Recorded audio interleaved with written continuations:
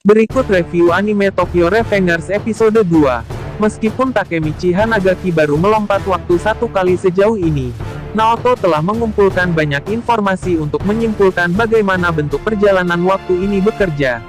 Untuk beberapa alasan yang tak terduga, kemampuan Takemichi hanya dapat diaktifkan ketika dia berjabat tangan dengan Naoto. Naoto percaya hal ini mungkin terjadi karena Takemichi menyelamatkan nyawanya berkat perjalanan waktu.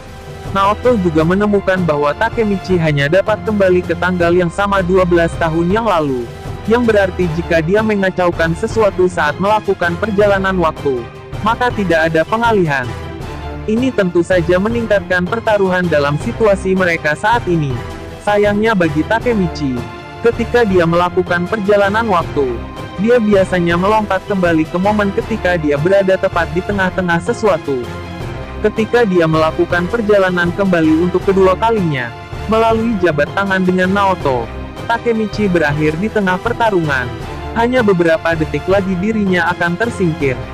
Atas ide Naoto, Takemichi tidak punya pilihan selain kembali ke masa lalu lagi dan menghentikan dua pemimpin geng Manji Tokyo, Manjiro Sano dan Kisaki Teta, agar keduanya tidak bertemu. Jika dia berhasil melakukannya, itu akan menyelamatkan Hinata Tachibana.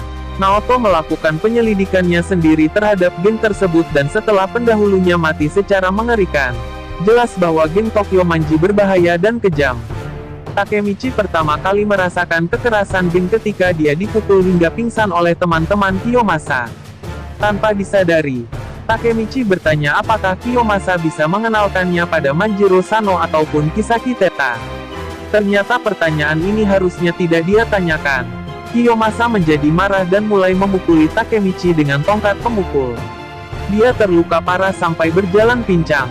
Takemichi yang berusia 14 tahun adalah seorang pengecut, membiarkan dirinya dihajar dan menjadi budak orang-orang seperti Kiyomasa dan kelompok premannya.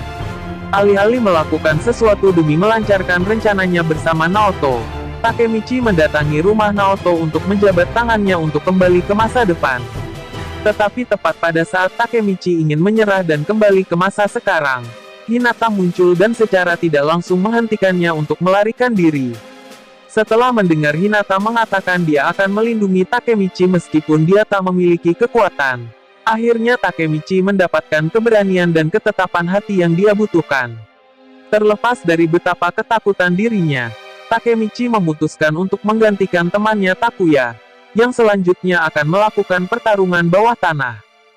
Tapi alih-alih bertarung dengan lawan yang dituju Takuya, Takemichi menghadapi ketakutannya dan menantang sang raja klub pertarungan, Kiyomasa.